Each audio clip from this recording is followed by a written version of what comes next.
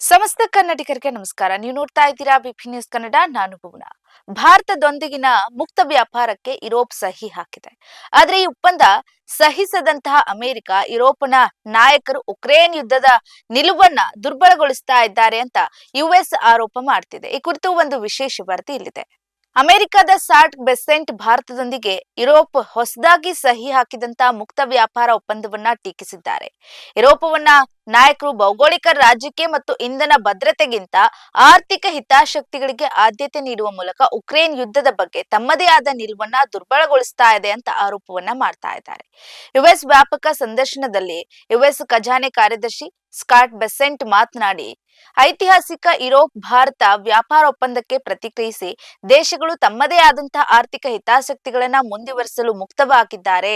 ಜೊತೆಗೆ ಯುರೋಪಿನ ಆಯ್ಕೆಗಳು ಅದರ ಉಕ್ರೇನ್ ನೀತಿಯ ಹೃದಯ ಭಾಗದಲ್ಲಿ ಆಳವಾದ ವಿರೋಧಾಭಾಸ ಅಂತ ಕರೆದುಕೊಂಡಿದ್ದಾರೆ. ಇನ್ನು ಇದು ಬಹಿರಂಗವಾಗ್ತಿದ್ದಂತೆ ಇದರ ಬಗ್ಗೆ ಮಾತನಾಡಿರುವಂತಹ ಅವರು, ಯುರೋಪ್ ಮತ್ತು ಭಾರತ ಈ ಬೃಹತ್ ವ್ಯಾಪಾರ ಒಪ್ಪಂದಕ್ಕೆ ಸಹಿ ಹಾಕ್ತಿವೆ, ಅದು ಅಮೆರಿಕಕ್ಕೆ ಬೆದರಿಕೆ ಹಾಕ್ತಿದೆಯೇ, ಮತ್ತೆ ತಮಗೆ ಉತ್ತಮವಾದದನ್ನ ಮಾಡಬೇಕು ಅಂತ ಬೆಸೆಂಟ್ ತಿಳಿಸಿದ್ದಾರೆ. ಆದ್ರೆ ಯುರೋಪ್ನವರು ಯುಕ್ರೇನ್ ರಷ್ಯಾ ಯುದ್ಧದ ಮುಂಚೂಣಿಯಲ್ಲಿರೋದ್ರಿಂದ ನನಗೆ ತುಂಬಾ ನಿರಾಸದಾಯಕವಾಗಿದೆ ಅಂತ ಗರಂ ಆಗಿದ್ದಾರೆ.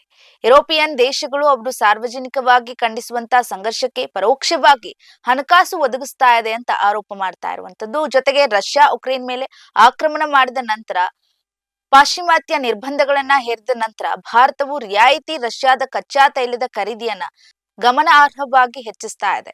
ಬೇಸಿನ್ ಪ್ರಕಾರ ಯುರೋಪ್ ನಂತರ ಆ ತೈಲದಿಂದ ತಯಾರಿಸಿದಂತಹ ಸಂಸ್ಕರಿಸಿದಂತಹ ಉತ್ಪನ್ನಗಳು ಪ್ರಮುಖ ಖರೀದಿದಾರವಾಗಿದೆ ಅಂತ ಟೀಕೆ ಮಾಡ್ತಾ ಇದ್ದಾರೆ.